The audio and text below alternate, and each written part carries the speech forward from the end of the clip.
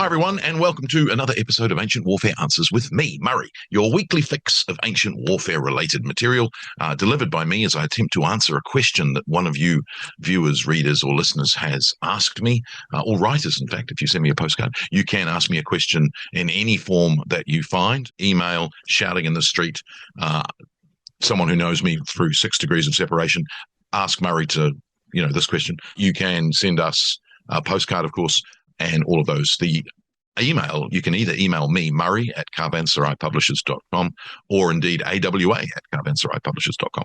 Right. This question is from Demetrios. And dear Mr. Dam, hello, I hope this finds you well. I was curious as to how exactly the scouting process worked in ancient armies, although I'm sure it varied widely throughout different cultures and time periods. Additionally, was there ever a commonly accepted type of soldier selected for scouting, or did ancient commanders simply send whoever was available? Thanks, Demetrios. Thank you, Demetrios. I'll get to that in a moment. You, of course, can ask a question. You can back us on Patreon if you like. There's 3 different levels: Legionary, Optio, and Centurion. Even get a copy of the magazine digitally or in print. You can listen to the big podcast, or you can listen to the Ancient History podcast as well. Now, Demetrius's question. So, yes, indeed, there's a combination of the very dissatisfying answers here. One is, of course, we don't know.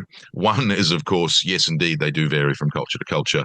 And in various different cases, we know less than we do about one of the others. So, in many situations, it's very dissatisfying to have that kind of answer where we don't know. So I'm going to try not to say that. I've said it. It's done. And so what we've got in scouting tends to be lighter armed troops, sometimes cavalry, but not always cavalry. Sometimes it's infantry, men who are prized for their ability to run, not necessarily fast, but long distances, and not get fatigued. You've got the idea that they generally are younger, but not necessarily younger. And organization-wise, it seems to be in Greek military history, there's not necessarily an organized scouting corps. One of the problems we've got with a lot of the source material is it translates things as scouts, which isn't necessarily what the original says. And so you find that in Greek and Macedonian and Hellenistic history, there are scouts. They are being used, but they are ill-defined as to who they are. And, the Battle of Lake Trasimene in 217 BC is famous because Flaminius doesn't use scouts. He doesn't put scouts out.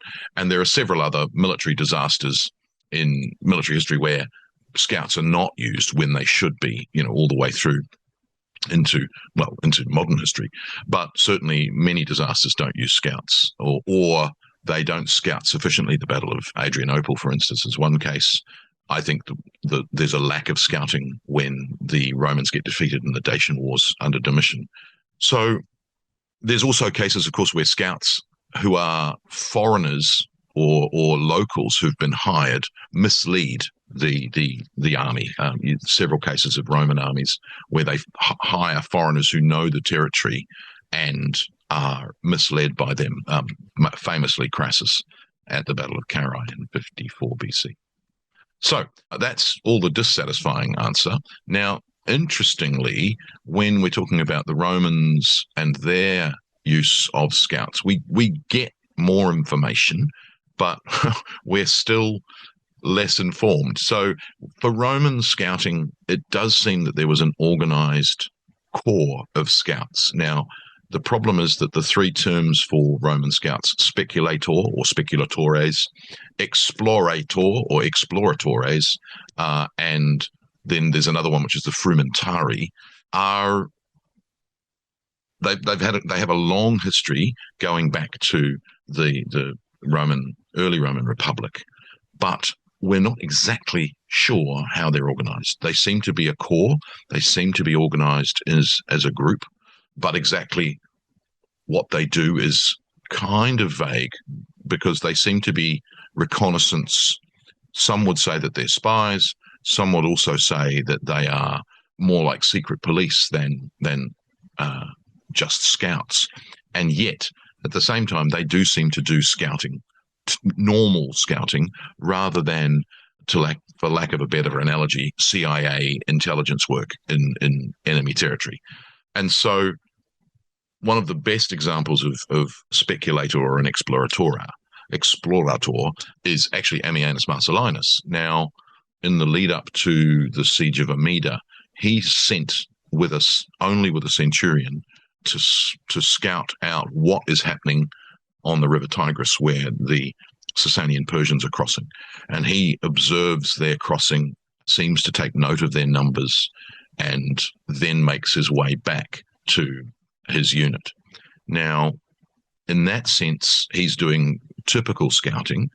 There's probably a differentiation in scouting between, and this could be the difference between a speculator and a frumentari, and that is that one is for conquered territory, for Roman provinces, and one is for scouting in enemy territory or in beyond the borders of Rome. So in that case, it seems to be, again, something where we rely on people who have knowledge of the area. And that's one of the reasons that Ammianus has chosen to do this mission in 359 AD. He knows the area. He knows where he's going. And certainly when he retreats from Amida, when he escapes, you get a sense of his being able to evade capture by the Sasanian Persians, who seem to be looking for escapees from Amida and others. His ability to escape and make his way back to Antioch eventually is quite a remarkable journey. And so that kind of individual reliability and resourcefulness and initiative seems to be another aspect of who's chosen. Now, the problem, of course, is that with Ammianus Marcellinus, we're not getting any picture that he's especially fit. We know that he rides well. We know that. And so that seems to be a requirement. But he's also a member of the Protector Domestici. So he's part of the imperial guard attached to the Magister in the east. And so we don't know if he's a Protector Domesticus Explorator or Speculator. We don't know that. That's not the term we're given for him. We do have some tombstones which identify individuals as speculators and explorators, but the sort of like, hang on, what were you? So we know that there are 300, for instance, in the speculators who seem to be a unit, but they seem to be split up and used either individually or in pairs. Now, that's under, the 1st century AD, and yet remarkably, what you've got in Ammianus is someone in the, second half of the 4th century AD, still operating under the same sort of mode. So he's working in a pair with just a centurion. He seems to be an individual assigned to this kind of task, even though there must have been others who were doing it too. So in a way, there's an incredible continuity of this role, certainly in the centuries AD, but even possibly going back even earlier. So that's really quite remarkable, and probably some of those conclusions are conjectural, and so it's very hard to know if this is a system. Probably it's a system, or if it's a much more flexible situation. And again, it's with Ammianus, you've got a cavalryman who's chosen for this role in terrain which probably favors a cavalryman riding large distances to deliver information. Whereas in the forests of Germania, for instance, or anywhere else, you might be dealing with cavalry are not as useful. So therefore, maybe infantry are useful, in which case, what sort of man are you choosing? Are you choosing a light-armed man who can run fast, or someone who's got connections, or both? And, with Ammianus, he's a Protector Domesticus. So therefore, we normally think of them as heavily armed cavalrymen. So not really ideal for scouting at all. So, the Protector Domestici are generally regarded as cataphracts, not fully covered in segmented armor, but certainly well armored.